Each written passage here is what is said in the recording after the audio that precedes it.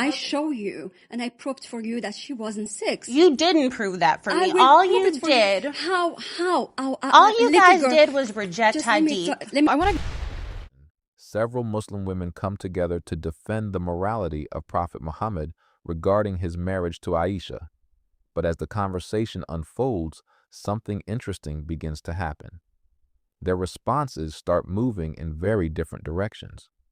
While some attempt to defend the issue from positions that raise even more questions, others take an entirely different approach by challenging the reliability of the hadith sources themselves. The result becomes a fascinating exchange with very different perspectives, unexpected contradictions, and important questions that emerge along the way. Let's get into it.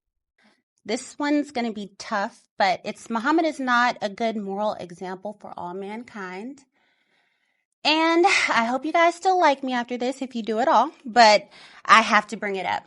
So I think my question to you guys is it a good example for a 50-plus-year-old man to marry a 6-year-old child and consummate that marriage when she's 9 years old? Is that a good example for mankind? I can start because I was waiting for that. That is the common question that I will hear. I know. Are you sure she was 6? I don't know. Sahih Muslim 1422 narrated Aisha, I was 6 when I married the Prophet. I was 9 when he consummated the marriage. Aisha herself says her age when she married him. She says her age when he consummated the marriage with her. And there are plenty of other hadith of other people narrating. She didn't say that. That's incorrect. First of all, What? I want to... Did she just reject the hadith, or is she calling Aisha a liar? Hopefully she clarifies. First of all, I want to talk about, when you talk about the hadith, first of all, you have to know that hadith is sahih or not. Plus, you have to know who says that. Because when the an'ana, which is like someone tells someone, that is not correct. It's the strong of the hadith goes down. Okay. To prove for you that Aisha, she wasn't 6, she wasn't 9, you have to go back when she born. She born in 605. She gets married when she is 624. If you count it, she was 19. The Arabs in that time, when they were referring to the ages, there was, if I say it in this time, they were saying she's in 20s, that she was in the 9th. She was 19. She gets, if there's another things to prove for you. If she was 6, as you're saying, and she was engaged to another man, so she will be like 5, 4, 3. Yes. That is. She was younger than 6 and already betrothed to someone else. When it comes to the logic, that is, and I mean, you cannot even to the people before the Prophet. That wasn't right. Because to get married to someone, you have to reach the time of marriage. You have to be mature. You have to be in the time of propriety. Yeah. So how that will happen if it is, I mean, it does not, I mean, in the Islam to marry someone have to be mature. You have to reach the marriage age, which is she will be able to be a responsible, woman. Oh, I think I'm getting her now. She rejected Aisha's narration in the hadith because, to her, it wouldn't make sense for a 6-year-old to marry a 50-year-old Muhammad. So, to make her argument work, she had to deny Aisha's most accepted birth year among classical scholars, and also challenge the commonly accepted timeline of her age at the time of marriage. See, this is tough, guys. You can't make these stuffs up. Maybe the other sisters will come to her rescue. Okay, I have a couple of questions for you. So, is your rebuttal that Aisha didn't narrate Sahih Muslim 1422b and say herself that she was 6 and 9? Are you saying that this Sahih hadith is inaccurate? Are you saying that we cannot trust the narrations of Aisha? Because I think that puts a lot of hadith in question. I'm not going to trust the narrative of Aisha, but I'm not going to trust someone, as I said, Sahih, Bukhari, or Tirmidhi, or Muslim. Those people, they came 200, 300 years after the Prophet, the time of the Prophet. So if they are coming on that time, they was just collectors of the stories. So I will come today and you ask me for something happened, for example, in DC. Someone tell me, oh, something happened there. What do you know about it? I'll just say something.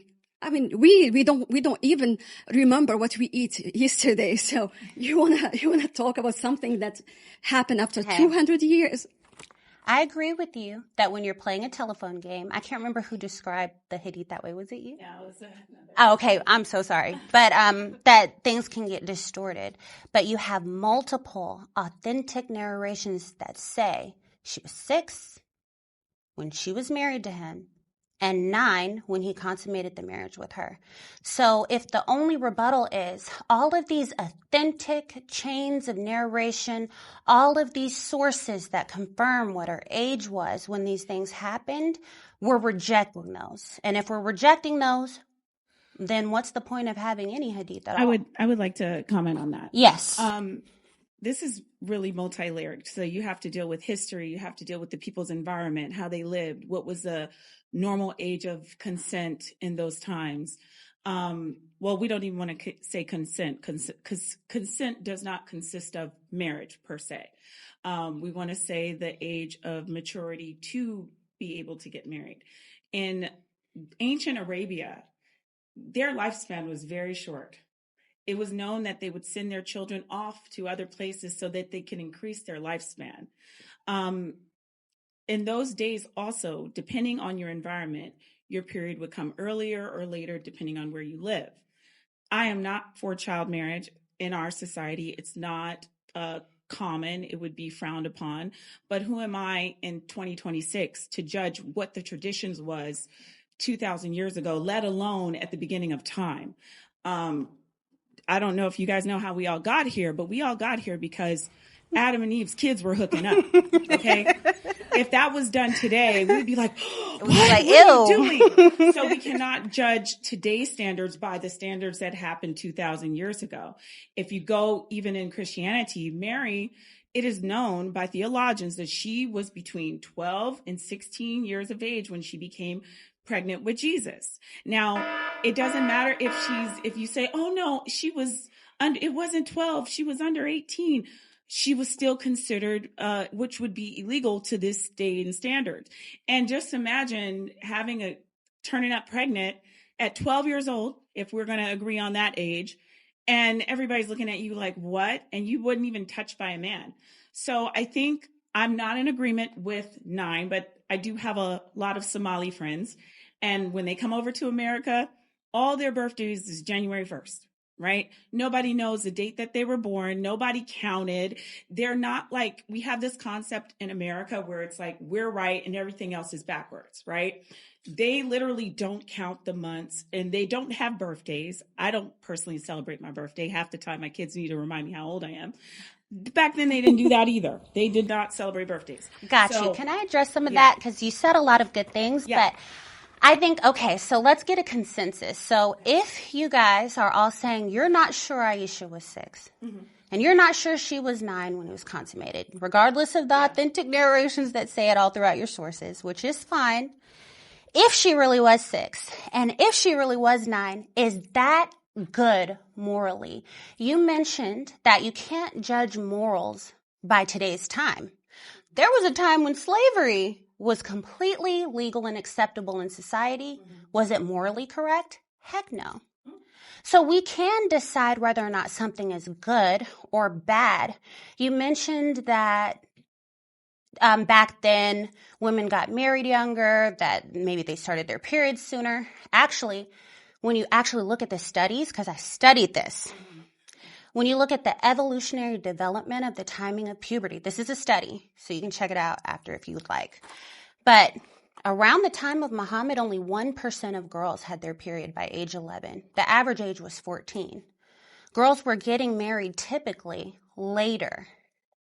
And if a girl is getting married that young, at 6 years old, and the marriage is being consummated with her when she's 9 years old, if this is true, since there's dispute on whether or not you guys believe that this is authentic, can I ask you guys, maybe you too, if it's true, is it morally correct? I think you made a great point about the age thing. My grandmother has no idea what her birthday is or even what year she was born. It's crazy to us living in the U.S. We really like birthdays. But to me, you'll find, as the other sisters have demonstrated, there's a split where you'll see people who do not follow hadith, or maybe they just don't really study it. They don't care for it. Their focus is Quran, right? That's kind of how I was raised. I was raised on Quran. I was raised, being a good person. I actually grew up in the very Christian southern south of Alabama. And I would like to add, we are very similar in religion when you're kind of in the Bible Belt area. But back to your prompt, none of that matters to me because I know my religion, and I know there's always going to be these inflammatory prompts that everybody wants to throw at us. You knew saying it. I was terrified, right? And this is why. Hopefully, y'all don't beat me up after. This is why I think a lot of sisters didn't show up, because these are like questions we're tired of, right? Interesting. And we know, based on calculations of certain wars and certain people's ages at the time, scientifically, she was at least 19. So to me, the game of telephone, we've all played it in middle school or elementary school. You start with one thing, we all whisper in each other's ears. At the end, it's wildly different. So to me, I focus on Quran based on these calculations. And I think we've all seen it, because like you said, it's just a question we're sick of.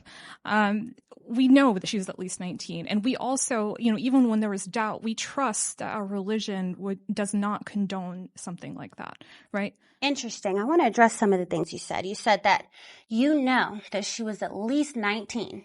And you said that you use science, like the times of battles, or science? Sorry, not science. Historic. Historic. Yeah, historic. All right. And so where does that historical information come from, if not hadith? I was going to touch a bit differently, because I do believe in the hadith, and I do believe that Aisha radiyallahu anha, the marriage was contracted at 6 and consummated at 9. Mm-hmm. However, if you believe the narration where she herself attests to it taking place, the contract at 6, or the equivalent for you would be betrothal at 6 and consummation at 9, then we should also remain consistent, because we have a hadith where Aisha radiyallahu anha explicitly states not only that when she hit the age of 9 she became a woman, but the people around her, when they hit the age of 9, they would become women as well. So she's attesting to historically in her land that girls would become women for the rest of his life. Wait, so girls were already women at the age of 9 in 7th century Arabia? That must be an interesting discovery. If you want to say that the Prophet Muhammad, peace and blessings be upon him, was incorrect for marrying Aisha radiyallahu anha and consummating after she became an adult, as per her own testimony, which you are taking as authoritative when you quote the hadith, then how can you say that from the lens of the Bible, where the Bible not only condones these things, but places laws where these things aren't necessarily punished? Gotcha. So, I have some questions for you. You referenced that Aisha said that women are girls at 9. I think that's Jami al-Tirmidhi 1109. It's at the bottom of that hadith, I believe. Why would a 9-year-old girl who has been married since she was 6 years old and has had a grown man climbing on top of her, having sex with her, why would she call herself a woman? Is she living like a woman? Is she married? Is she engaging in sexual activity? Okay, beautiful. So you actually have no idea when she's narrating this hadith, because you don't know whether or not this was before or after she moved into the Prophet Muhammad, peace be upon him's house. So what makes somebody a woman Islamically is puberty. So if she's saying that she became a woman, she's saying that she entered puberty, which the Bible would agree with in 1 Corinthians 7 verse 36, when somebody passes the flower of their age. Let me ask you a question based on what you just said. And this question is for all of you, and really every woman in this room. When you got your first period, were you a woman, or were you becoming a woman? I can speak to this. Now that I'm 45, I can look back at when I was younger. every girl, until we're reprogrammed, thinks about their wedding day. Since the time we're at least 6, 7, 8, 9, we think about who we're going to marry. We think about all the kids we're going to have. We're playing MASH, the house, Yes. we're going to live in the shack, this, that. What boy do you know plays Core MASH? memory. Nobody, the boys don't care. Before our period came, I was thinking about who I was going to marry, what house I was going to live in, and how many children I was going to have. I've never met a boy who, they were like, ew, get away from me, right? I think that societal norms determines what is common. So in ancient Arabia, they didn't have school to look forward to. They didn't have middle school, high school, college, and all that. The main thing that they would learn from the time that they're young girls is who are they going to marry and what. At that time, Prophet Muhammad sallallahu alaihi wasallam, he is a mercy to mankind. This is the most, before he was even the prophet, peace be upon him, he was known as the Alameen. He was known as the trustworthy, the one with the wisdom. Gotcha. And I don't want to cut you off, but I'm going to finish this statement. Okay, sure. Anybody would be honored to marry this man, whether you're young or old. Pick me. It was like that pick me energy. That's right? terrible, actually. Well, okay, so a 6-year-old girl marrying a 9-year-old man. You said that. I'm sorry, marrying a 54-year-old man, a 6-year-old getting married. You're saying that anybody would be lucky and it's common in the time, but is it moral in the time? I have to jump in and just say that all of this is completely obsolete because we have historical proof that she just was not that age. Well, but you don't have historical proof. I'm sorry, but the history that you're appealing to is hadith. No, it's actually not hadith. Where do you get these historical you're talking about sources? the hadith as something holy, which is not. So there's no revelation in the hadith. Okay, so the scholars can all come together and agree that yes, this is valid or not. And me and this sister right here are probably on the same page when it comes to her age. Like, it's just not something I spend a lot of time trying to dissect in my mind, because I understand that I didn't live in the time of Cain and Abel and I did not marry my brother. So how can I put myself in a position to try to understand what they was doing in that sense, in their culture, and say what's right and what's wrong morally? That's why I directed you guys to the study, Evolutionary Development of the Time of Puberty. I want you guys to go back and look at that and see if it's true that at this time women menstruated earlier and that this was common and that this was normal. What are they studying? You'll find they're studying history because, like you said, you rely on history, right? I want to go back to the point that I was making about what it means for something to be moral. If something is moral, it means it is in line with God's law and the goodness that is within God's essence. So that's exactly why I brought up your moral standard. What exactly to you is immoral about the Prophet Muhammad, peace and blessings be upon him, being in a contracted marriage with Aisha radiallahu anha at 6, which is the equivalent of betrothal to you, which we can parallel to 1 Corinthians 7 verse 36, where it talks about betrothal before the flower of a woman's youth and then after she reaches the flower of her youth. Reading. No, that's not. It's past the flower of the youth. Yes, and it doesn't give a time for how long past. It can be 1 second, 1 minute, 1 hour, but I want to the opening of the flower.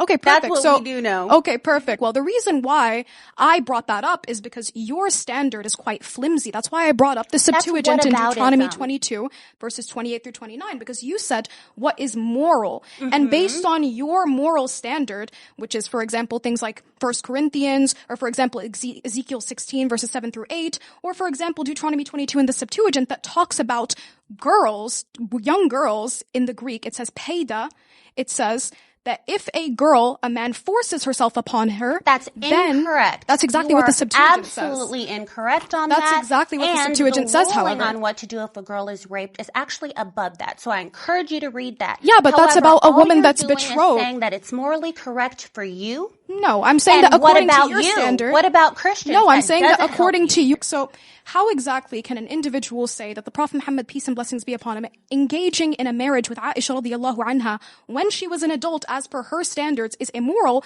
when the Bible condones things such as child marriage? What about the Bible? What about the Bible? Upon somebody and so on and so forth. So this is where we are at, guys. Two of the Muslims think Aisha's narration shouldn't be taken seriously because, according to them, the one who reported it was wrong.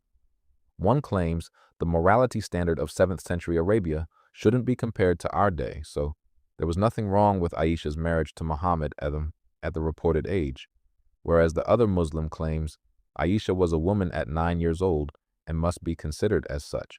So who should we side with? Well, be your own judge. Please subscribe to our channel, and we'll see you in the next one. Bye.